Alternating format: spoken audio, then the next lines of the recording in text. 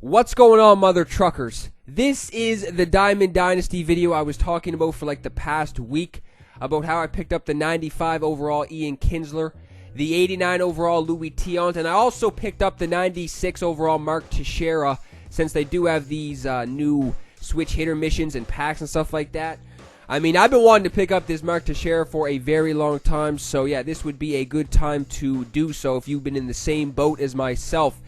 And I've been thinking about I just been thinking about picking up that flashback Kendrys Morales too, because for one, a lot of people have been commenting on my past couple of videos telling me that they've used that flashback Morales and he has been doing amazing so far. And the only difference between the 96 Teixeira and that flashback Morales is that the fielding is just awful on that flashback Morales. It's like 50 or something like that, but that's like the only reason why that flashback Kendrys Morales isn't a diamond, is because his fielding is absolutely atrocious. But I'm pretty sure that flashback Morales has better hitting stats versus lefties. So yeah, man, I'm definitely going to use that Kendrys Morales card at some point, maybe the next game, because yeah, that's a pretty sick card in my opinion offensively. So I'm definitely going to be using him. Just wanted to use this flashback to share at first, because this has been a card I've been wanting to get for a very long time. Since he first came out, pretty much I've been wanting to pick him up. But yeah, he was going for way too many stubs, man. He was going for like 150,000, and that was just like a steady price he was going for the longest time. He was like never dropping, and he was just going for like well over 100,000 stubs for pretty much the whole time he's been out. So yeah, I was just praying that I was going to get a good debut game from everybody in this game. Louis TIANT is on the mound. And I remember when I faced Louis TIANT a couple times, I was struggling bad. I mean, you got that 94-mile-per-hour fastball, and then you drop in that slow-as-hell knuckleball. He also has a palm ball and a curveball, too, and a slider. So he has some nasty pitches, man. Like, this Louis TIANT is pretty much a beast, if you ask me.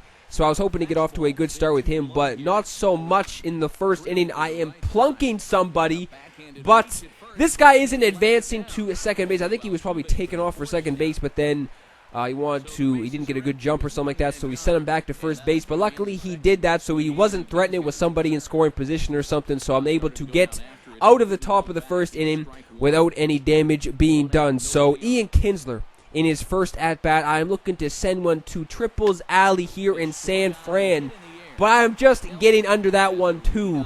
So that is just a fly out to center field. I wasn't getting much going in the first inning of this game either. I mean, I'm pretty sure Crawford struck out, and then Ian Kinsler flew out, and then Grady is up with a 1-2 count, waiting for something high in the strike zone to send one into McCovey Cove.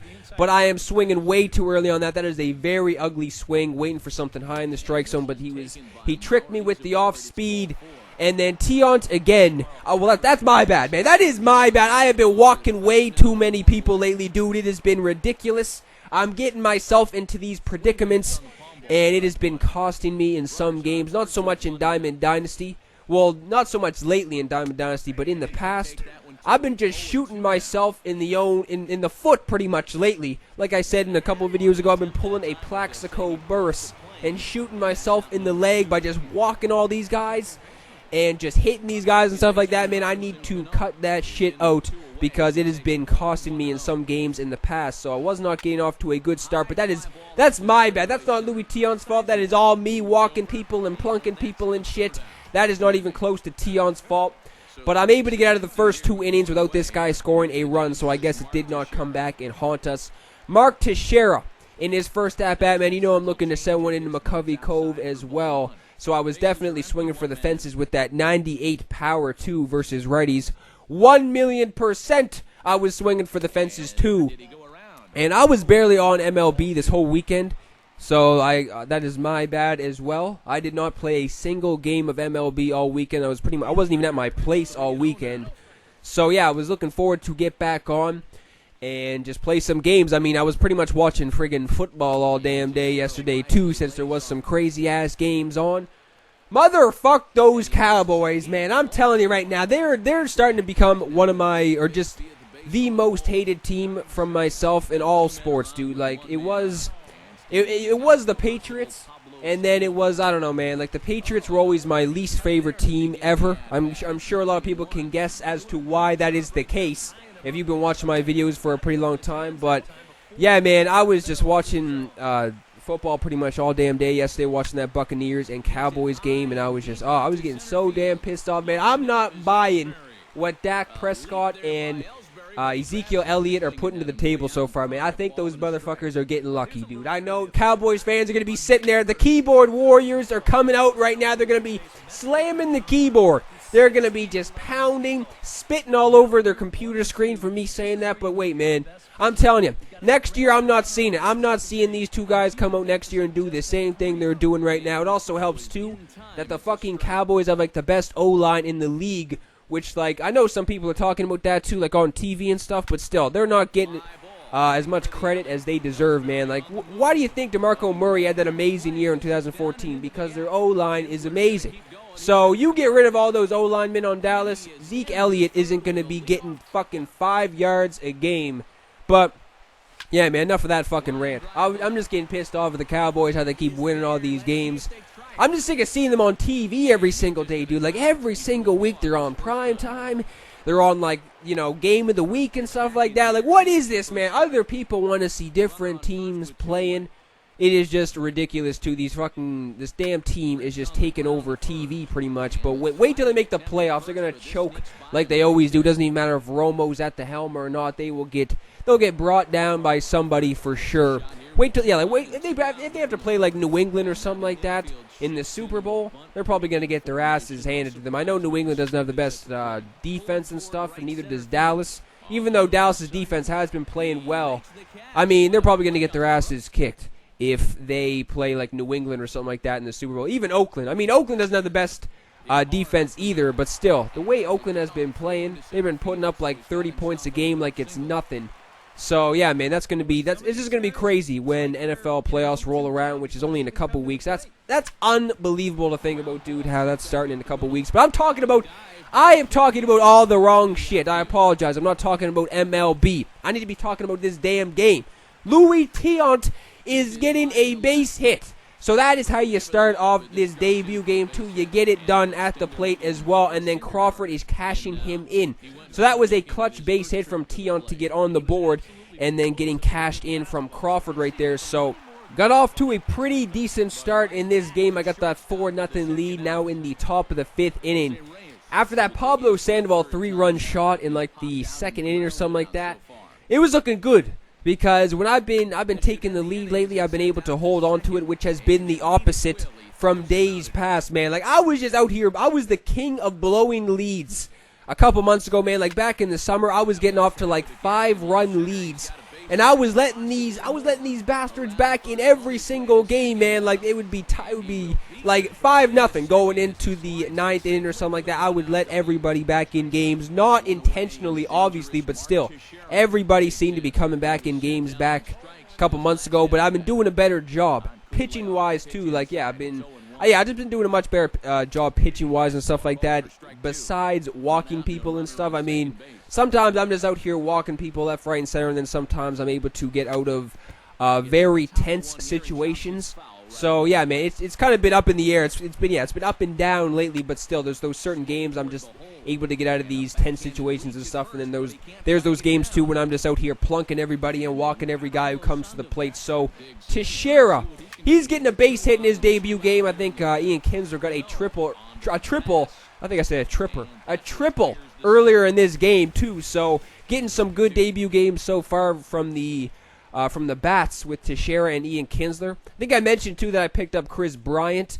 So I'm not really sure when I'm going to use him because, I may actually sell Kris Bryant because, I think he's still going for a decent price. Like, he's not going for anything crazy like 30,000 or something like that. He's still going for like 17,000 maybe. So if I can sell him for, like 14,000 subs or something like that, I may do that because, I don't know. I'd probably use Kris Bryant in the outfield because I don't even want to take this 95 Ryan Braun away from third base. This guy has not made one error up until this very moment. I am speaking into this microphone. That 95 Braun has not made one single error, so I am not moving him off third base until he does.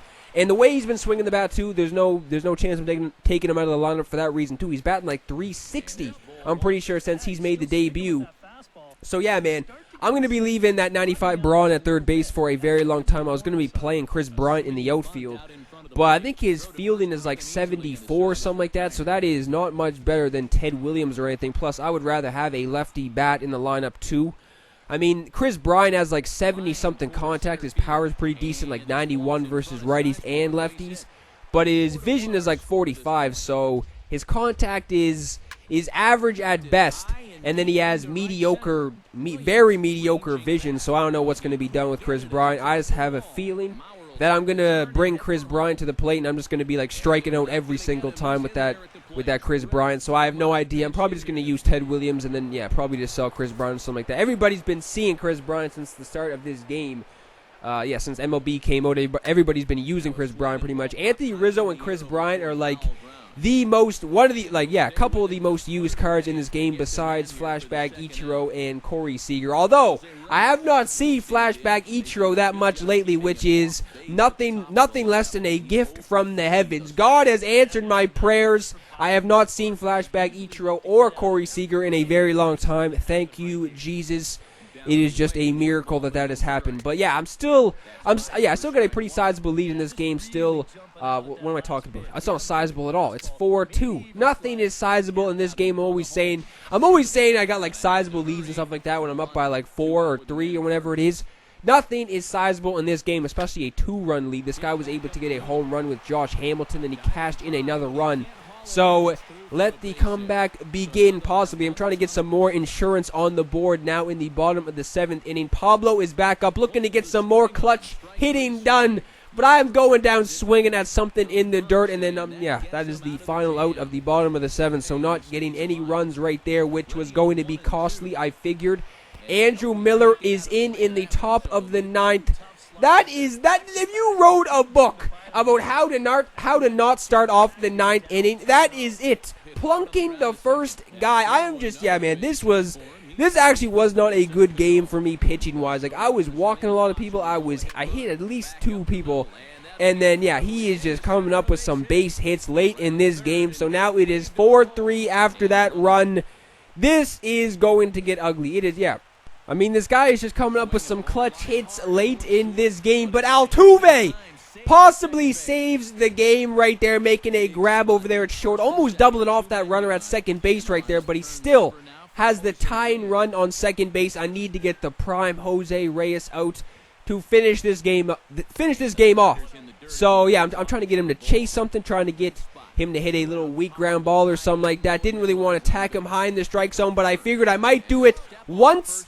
And there you go, Teixeira. With that 90 fielding, he is not folding over there at first base. Makes a very good play to end that game. I mean, if that was the prime Pujols, that would have been right by Pujols, right through the wickets, and this would have been a tie game going into extras. Louis TIANT gets player of the game. I guess that's pretty deserved. I mean, I did get myself into some predicaments on my own just from walking people and hitting people, but that was a good debut game from everybody. Ian Kinsler, Teixeira, and Louis TIANT.